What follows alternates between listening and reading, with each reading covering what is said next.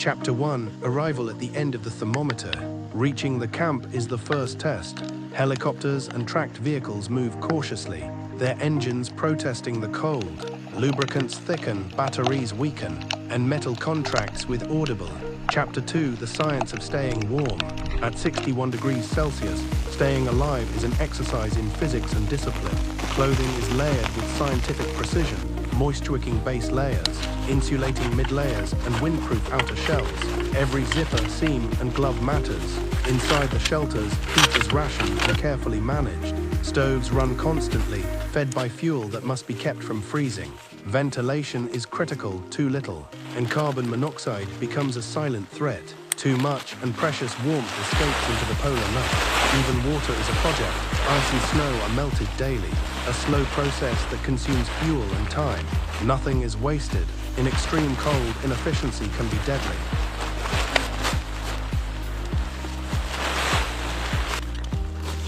Chapter 3, A Typical Day at 61 degrees Celsius. Morning begins without sunrise. At this latitude and season, darkness can last for weeks. The camp wakes to alarms and routines that impose structure on an otherwise timeless environment.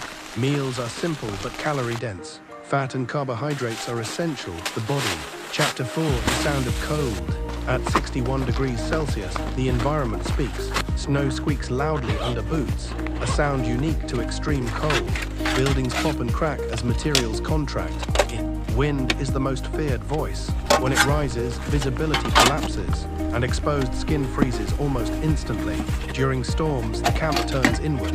Activity reduced to essentials. Nature sets the schedule and humans comply. Chapter 5, The Human Body Under Sea. The body is constantly under attack. Frostbite and hypothermia are ever-present risks. Medical checks are routine, and everyone watches everyone else. White patches on cheeks. Slurred speech, clumsy movements. Chapter 6, Mental Survival in a Frozen World. The psychological challenge rivals the physical one. Isolation, monotony, and darkness test morale. There is little privacy and no escape from the environment or from each other. Rituals become lifelines, shared meals, movie nights on battered laptops, handwritten journals, and scheduled communications with the outside world provide anchors to normal life. Humor, often dark and self-deprecating, becomes a powerful survival tool. Chapter 7, Community at the Edge. In a 61 degrees Celsius camp, cooperation is not optional. Every person depends on the others. Trust is built quickly and deeply. Conflicts are addressed early because resentment is a luxury no one can afford. Birthdays are celebrated with improvised cakes. Small achievements, repairing a generator, completing a data set, surviving a storm are shared victories. In extreme cold, human warmth becomes as essential as physical heat.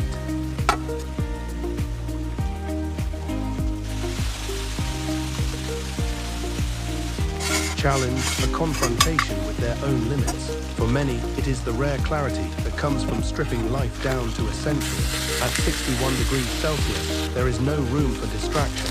Every action matters, every decision has weight. In that simplicity, some find purpose. Chapter 9, Departure and Aftermath. Trivial, silence feels different. People return changed, more patient, more precise, more aware of how fragile and resilient humans can be. Epilogue, Lessons from the Deep Freeze. Life at 61 degrees Celsius is not meant to be permanent, but it is deeply instructive. It teaches respect for nature's power and for human ingenuity. It reveals how survival depends not on dominance over the environment, but on cooperation with technology, with science, and with each other. In the end, the camp is more than a place. It is a reminder that even in the coldest corners of the planet, life persists carefully, deliberately, and together.